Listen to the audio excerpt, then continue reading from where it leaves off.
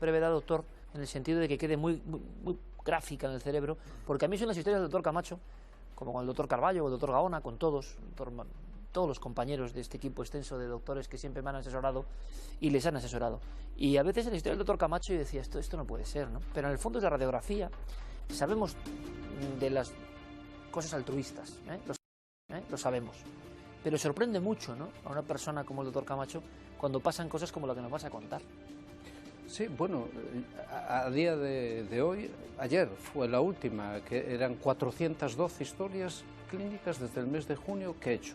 Y la mayoría de la gente, obviamente son gente agradecida, porque uno está intentando ayudarle, pero tenemos un ejemplo clarísimo de egoísmo absoluto. Es decir, una persona que viene del Reino Unido, a los pocos días se encuentra mal, es una persona que le hacemos la PCR, no solo es positiva, sino que detectamos que el gen ese no aparece y sospechamos de que puede ser la cepa británica, le hacemos la historia clínica, recuerdo perfectamente que eran cerca de las 9 de la noche, y la persona se niega a historiarse, dice que no, que de ninguna manera, que alude al artículo 14 y 18 de la Constitución, a la intimidad y no discriminación, y que de ninguna manera, que esa persona está en un hotel, que no, ella es mayor y que no me va a decir nada. Bueno, digo, mire, recapacite, es probable que esté sorprendida por ser positiva, pero le voy a dar mi teléfono personal, llámeme.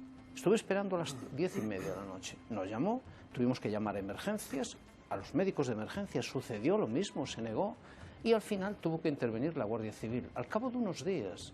Claro, obviamente cuando llega la Guardia Civil los humos se bajan, pero esa persona ya había diseminado el virus, y esa persona es la que hoy, esta mañana, Majadahonda nos ha confirmado que es la cepa británica.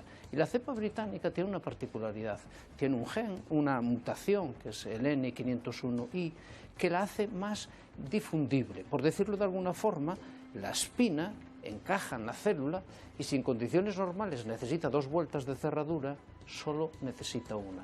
Esa es la razón por la que el virus difunde mucho más fácilmente a la célula y tiene más carga viral. Y eso es lo que nos sorprende en estos pacientes. Por ejemplo, el de anoche tuvimos un paciente ingresado, es un paciente mayor en una situación muy grave, tenía 8 ciclos. Es decir, con la cepa que probablemente se va a confirmar que es británica porque tiene la misma... ¿Eso es súper contagiador, doctor? Por supuesto, porque si esos pacientes, al tener una carga viral muy alta, fácilmente difunden, es ese grupo del 20% de pacientes que contagian al 80% restantes. Imaginémonos uno de esos pacientes en un restaurante, en un cine, etcétera, etcétera. Las posibilidades de contagiar son altísimas. El aerosol que se genera es muy importante y eso es clave.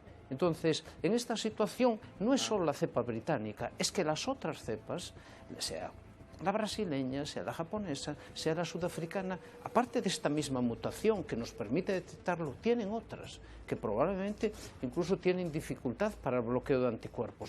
Hay que aclarar que los especialistas en vacunas dicen que por ahora la vacuna hace un efecto óptimo. Pero esto es muy importante recordarlo porque cuando empezaron la pandemia en nuestro país, entraron 9 cepas realmente. De esas 9 cepas, la que tomó el mando fue una sola. ¿Y por qué? Porque hubo 3 eventos de hiperdifusión muy claros. Ya verán qué interesante. ¿Qué 3 eventos fueron esos, doctor? Fue el funeral de Vitoria, fue el partido de Atalanta, Valencia, y fue la Feria de Arte en Madrid. ¿De Arco? De arte, creo que era de arte, no sé exactamente. Arco. Pues esos 3 eventos... Además en Arco vienen expositores de muchas partes del mundo. 3 puntos que sabéis que hicieron de punta de flecha para la pandemia. Y eso se ve con la secuencia genómica, porque tiene su rastro genético. Bueno, pues fue suficiente. Habían entrado, no hubo paciente cero en la primera hora en nuestro país. Hubo muchos pacientes y de pronto 3 eventos originaron esta expansión. ¿Qué ocurrió durante el confinamiento? Que desaparecieron todas estas cepas. Por tanto, por eso nos preocupan estas, lo de ahora, porque estas pueden tomar el nicho ecológico del resto. Y entonces, doctor Carballo, aunque seguiremos hablando de esto y de las futuras cepas en información de Pablo Fuente Última Hora, doctor, hemos visto de la línea de la Concepción. 400 vuelos había cuando ya estaba la cepa británica. Ha habido ferry, Santander, Reino Unido. No sé, yo de verdad me quedo perplejo. Seguramente habrá razones para ello, no digo que no, pero ante una cepa de este calibre, pues sorprende, ¿no? No tenemos explicación de por qué no se ha actuado frente a esta cepa, pero es que venimos repitiendo los mismos errores desde marzo, desde que se dijo que iba a haber 2 o 3 casos, ¿no? El ISI, el que te acuerdas que hablamos, ISI, en vez de 3 casos hay 3 millones, como ha pasado, ¿no? ISI, la cepa británica al final entra en España y se difunde como ha hecho en otros países, ¿no? Es que no tenemos todavía ese... por eso a mí me sorprende que el doctor Simón siga en su cargo, ¿no? Me parece absolutamente asombroso, ¿no? O sea, que una persona que no ha dado ni una. O sea, y ya no solamente que tú te puedes equivocar. Todo el mundo, nadie sabe, todos nos equivocamos. Pero tú tienes que tomar medidas contra lo que pueda pasar. Es decir, lo primero es cerrar Gibraltar, donde están entrando cientos de vuelos a diario.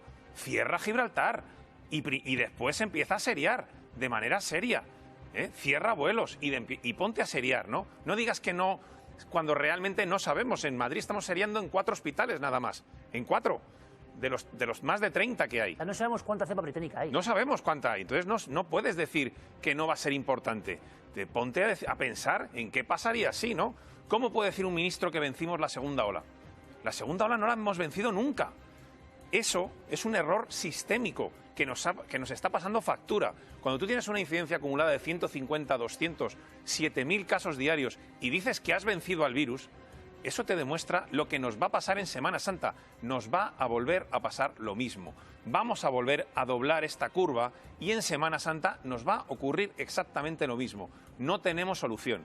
Con esta estrategia no tenemos solución. Vamos a seguir pagando hasta que por fin la vacuna nos inmunice a todos después del verano, si las cosas van mejor de lo que se plantea. Gracias siempre por tu Mira, rotundidad. Solo César, una ¿sí? historia que así la gente a lo mejor se entera de más cosas. Hospital de Vinalopó, Julio Armas, un médico de ese hospital, hombre de 55 años que llega a recoger unos papeles porque su mujer y su hija, con 3 horas de diferencia, su hija de 19 años, para aquellos jóvenes que hacen las fiestas, las rave y todas estas cosas, las 2 con 3 horas de diferencia muertas por COVID.